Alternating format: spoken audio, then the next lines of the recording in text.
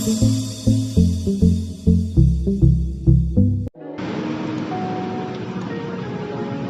Students, good afternoon. Arth institute में आपका स्वागत है ऑनलाइन क्लास में। जैसा कि आप देख पा रहे हैं, आज की क्लास हमारी एक्सेल की है, एडवांस एक्सेल में। अब मैं आपको आज की क्लास में वी लुकअप को मल्टीपल शीट पे कैसे लगाते हैं उसके बारे में बताऊंगा, और साथ ही वी लुकअप को हम दूसरे तरीके से भी सॉल्व करेंगे। इससे पहले जो आपने वी लुकअप किया था वो बहुत ही सिंपल ऑप्शन था, लेकिन आज की क्लास में वी लुकअप का आप थोड़ा सा एडवांस ऑप्शन सीखेंगे। आशा करता हूँ ये वीडियो आपको समझ आएगी, टॉपिक आपको क्लियर होगा। किसी भी डाउट के लिए आप हमें कमेंट बॉक्स में बताएं, या आप क्लास में जब आएंगे तो टीचर से आप कांटेक्ट कीजिए, अपने टीचर से भी आप पूछ सकते हैं। तो स्टूडेंट, यहाँ पर आप देखिए कि मैंने कुछ डेटा बना रखा है। अप्रैल का डेटा और मई का डेटा यहाँ पर है हमारे पास।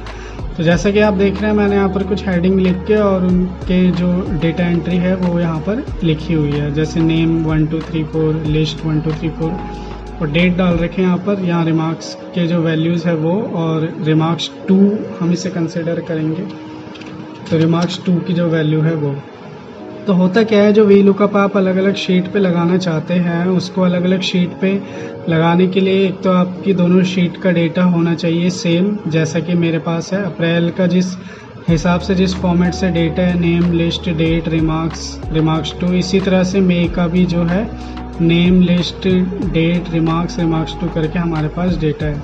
ये जो आप कॉलम देख रहे हैं, यहाँ पर हमने रिजल्ट निकाला है और उसको मैंने हाईलाइट कर दिया है ताकि मैं आपको बता सकूं यहाँ पर किस तरह से हमने इस फॉर्मूले का यूज़ किया है। तो डेटा हमारा बन के रेडी है, सेम फॉर्मेट में मई में डेटा बनाया है। आप यहाँ पर देखिए ध्यान से, रिमार्क्स 2 का जो कॉलम है और अप्रैल वाली शीट में रिमार्क्स 2 का कॉलम है, इसमें कुछ डिफरेंस है।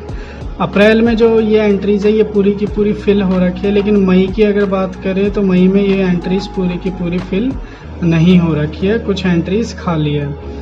तो स्टूडेंट, पॉइंट यहीं पर निकल के आता है, हमें चेक करना है वी लुकअप से कि हमारी जो ये वाली शीट है उसके अकॉर्डिंग इस शीट पे हमने कितना काम कर लिया है, जहाँ पर हमें रिजल्ट चेक करना है। मतलब कि अगर मई की भी शीट पूरी होती तो इसका मतलब ये सारा डेटा ओके था, कोई प्रॉब्लम नहीं थी। लेकिन हमें चेक करना है कि मई में जब हमने ये डेटा लिखा, इस डेटा एंट्री को बनाया, तो ऐसी कितनी एंट्रीज हैं जहाँ पर अभी हमने कोई भी एक्शन नहीं लिया है। वट एवर द रीज़न, जिस वजह से भी हमने कोई एक्शन नहीं लिया है, तो एंट्रीज खाली है। तो हमें चेक करना है पिछली शीट से कंपेयर करके। तो ये जो मई वाली शीट है, इस पे हम लेंगे एक कॉलम। तो मैंने यहाँ पर एक चेक कॉलम करके लिख दिया है, चेक। इस पे हमें लगाना है वी लुकअप। कैसे लगाना है मैं आपको दिखा देता हूँ।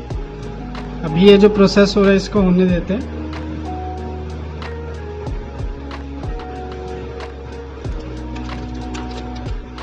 तो स्टूडेंट, मैंने क्या किया, एक एक्स्ट्रा कॉलम लिया, उसकी एक हेडिंग डाल दी, और यहाँ पर देखिए मैंने फॉर्मूला लगाया है। फॉर्मूला लगाया है वी लुकअप अप्रैल शीट का रेफरेंस A2 सेल, फिर हमने मई शीट का रेफरेंस लिया A2, यहाँ से लेके पूरा E तक, रिमार्क्स 2 तक, और फिर हमने लिख दिया यहाँ पर फॉल्स। तो चलिए मैं आपको करके दिखाता हूँ किस तरह से हमने इसको लगाया। हमें यहाँ पर लिखना है वी लुकअप।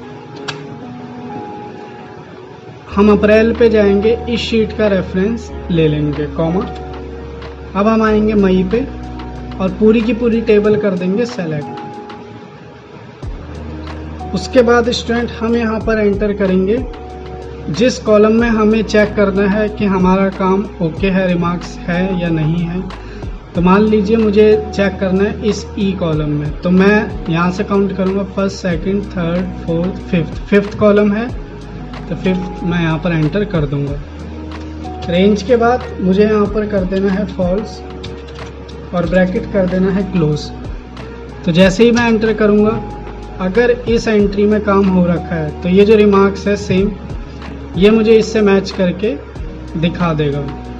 लेकिन अगर काम नहीं हो रखा है, जैसे ये रिमार्क्स, इसमें कुछ भी नहीं है, तो ये यहाँ पर खाली आएगा।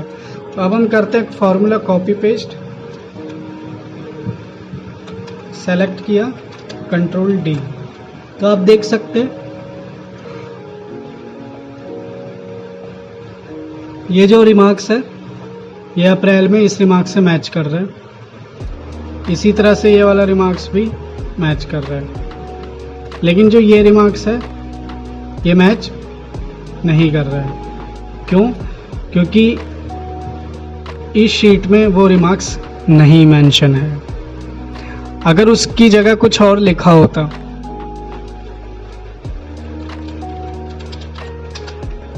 तो यहाँ पर हमें शो हो जाता।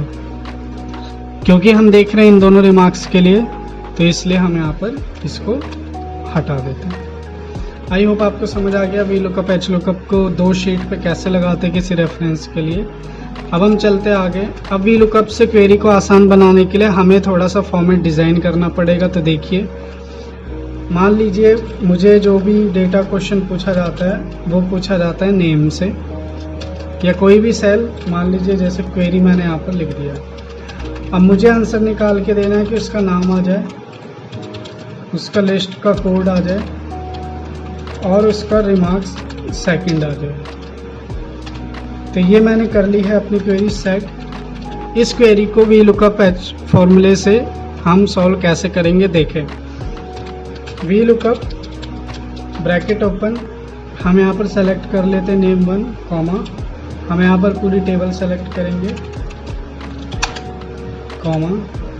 तो स्टूडेंट यहाँ देखिए हमें चाहिए नेम, नेम के लिए जो कॉलम है वो है फर्स्ट फॉल्स। तो यहाँ पर आ गया हमारी क्वेरी के हिसाब से नेम। इसको और अच्छे से और आसान बनाने के लिए हम ये जो क्वेरी है इसको कर देते हैं इधर शिफ्ट, और यहाँ पर हम ले लेते हैं ये जो कलर में मैं सेलेक्ट कर रहा हूँ पॉइंट, जिसके लिए हमें निकालना है, जिसके लिए हमें रिजल्ट निकालना है। तो क्वेरी नेम से भी हो सकती है, लिस्ट कोड से भी, और अलग अलग तरीके से भी हो सकती है। अब लिस्ट कोड के लिए हम क्या करेंगे, वी लुकअप नेम अगेन मैंने ले लिया है,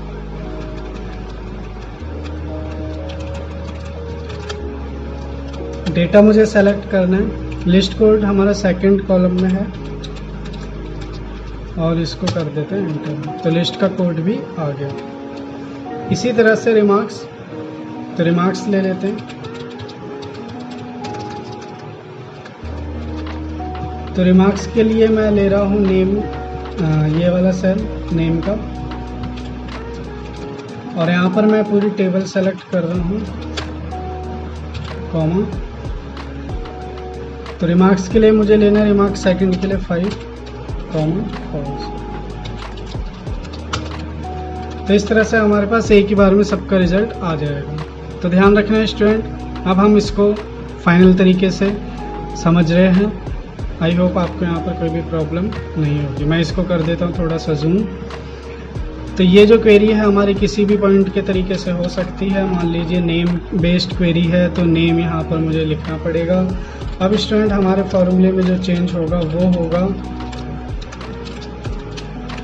सेल रेफरेंस। तो हमारी क्वेरी में सेल रेफरेंस हो जाएगा चेंज। यहाँ पर जो हमने A2 लिया था, A2 की जगह हम ले लेंगे I2। इसी तरह से स्टूडेंट हमें यहाँ पर भी ले लेना है I2,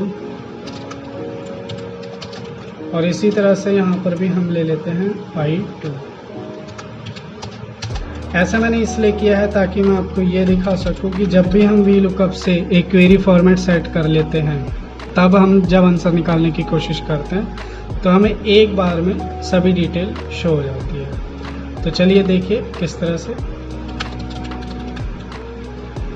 यहाँ पर जैसे मुझे नेम 5 के लिए सारी डिटेल देखनी है, तो मैं यहाँ पर नेम 5 एंटर करूँगा तो मुझे 5 का जो लिस्ट कोड है वो भी शो हो गया और उसका रिमार्क्स भी शो हो गया। इसी तरह से हम नेम 6 का देख लेते हैं। तो 6 के लिए मुझे रिमार्क्स यहाँ पर शो हो गया और यहाँ पर लिस्ट कोड और यहाँ पर नेम शो हो गया। तो स्टूडेंट जब भी वी लुकअप लगाए ध्यान रखें सेल रेफरेंस क्या लेना है आपने, और एक बार में इसको सॉल्व करने के लिए नेम उसके लिए वी लुकअप लगाना है, लिस्ट कोड उसके लिए वी लुकअप लगाना है, रिमार्क्स उसके लिए वी लुकअप लगाना है। जब आप एक बार इसको सेट करके रख देंगे तो हमेशा आपकी जो क्वेरी है वो बहुत इजीली और फास्ट सॉल्व हो जाएगी। तो आशा करता हूँ आज की क्लास आपको समझ आई होगी, आज के पॉइंट्स आपको समझ आए होंगे। किसी भी तरह के डाउट के लिए आप हमसे कमेंट बॉक्स के माध्यम से जुड़े। अर्थ इंस्टीट्यूट की ऑनलाइन वीडियो देखने के लिए आपका बहुत बहुत धन्यवाद। Thank you so much students.